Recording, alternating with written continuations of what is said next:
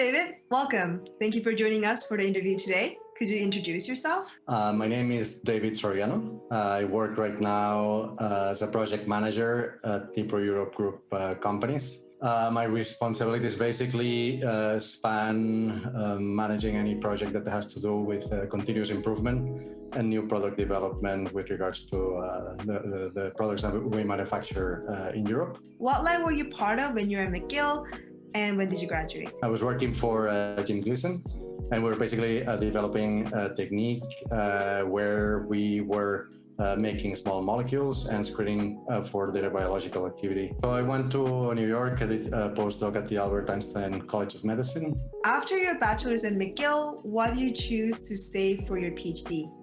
So it was a mixture of basically friends, family, and faculty, to be honest with you. I mean, I had been at McGill already for my BSc, and I had a good circle of people that I knew, also family. I considered going back to Europe, but I felt like it was also still interesting for me to go back to Montreal, and that's what I did. Mm-hmm. Were there any times you felt like you did not know what to do after grad school?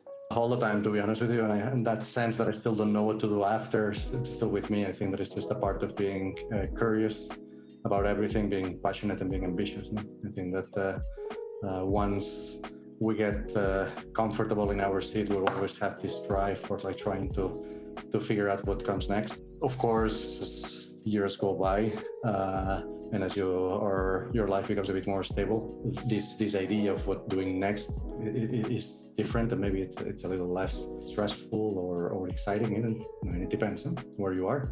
But I think that this just doesn't really stop, to be honest with you. And it's one of the things that I like, to be honest with you. Could you share a little bit on your experience at Biochemia? Specifically, how did you manage your job as a business development and project manager in the middle of your PhD and throughout your postdoc? I actually started this adventure with a good friend of mine. We both were not very clear exactly on what it was that we were doing. Of course, mixed on this was related to the previous question that you asked. No? This was like, what are we going to do after? I was at a different stage, but I think that for both of us seemed extremely attractive to try to come up with something that we could do together. So it was a lot of fun just to go through the process of figuring out what we could do, then building a strategy on how to go about this. We had to think about what were the things that we could capitalize on, and then again just building the portfolio, reaching out to people, understanding which suppliers we could use for the things that we wanted to do.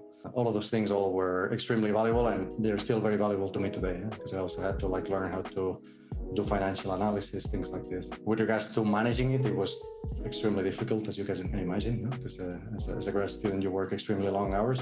But again, it was very rewarding, and I have to say that it was fun. When I was 16, I stopped studying, and my brother and I started a company already.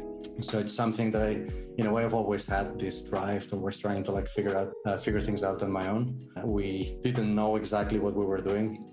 But I think that I've made in my life, I keep changing completely always when I go from one thing to the next. How did you get involved in the management positions? To me, to be honest with you, it was a bit of a natural transition, just because, I mean, I like to work on things that matter, let's say, and this is, I guess, a very broad term, but I like to feel like I have decide on how to impact things. No? I also understand that my two hands are very limited and that I need other people. Also, because of all of the experiences that I had before, I tend to like thinking strategically. I think that for me, it was just a part of being more of a generalist rather than a specialist. This is more of a follow-up question from your answer. So as a PhD, as a specialist in organic chemistry, how do you feel about becoming more of a generalist, and how do you find the transition?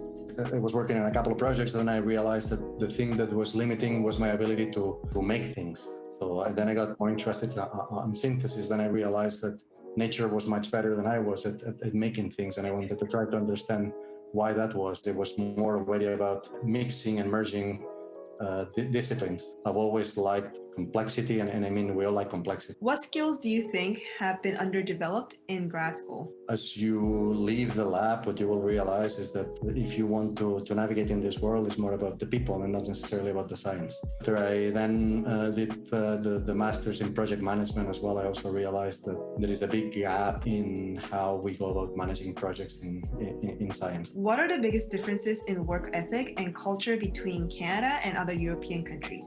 Today, and at least for highly technical jobs, all of the organizations are global and everything is multicultural. So it's a bit tricky for me to answer. And I would think that maybe it's more about the organization rather than the country. The one thing that I could say though, maybe is about risk management. People are a bit more cautious. Maybe there is also less money to invest in startups and things like this.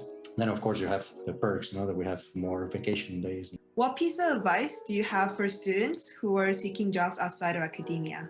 Make sure that you understand what motivates you at a higher level. Because there was something too that I did not necessarily appreciate maybe when I was in grad school, but I think that once you decouple it from one specific scientific field, I think that this gives you a lot more flexibility and an understanding of where you should be going, because there are certain things that should be core that you should never compromise on, because otherwise you will find that the job is not going to be a good fit for you. If you could go back in time and give one piece of advice to your grad student version of yourself, what would it be?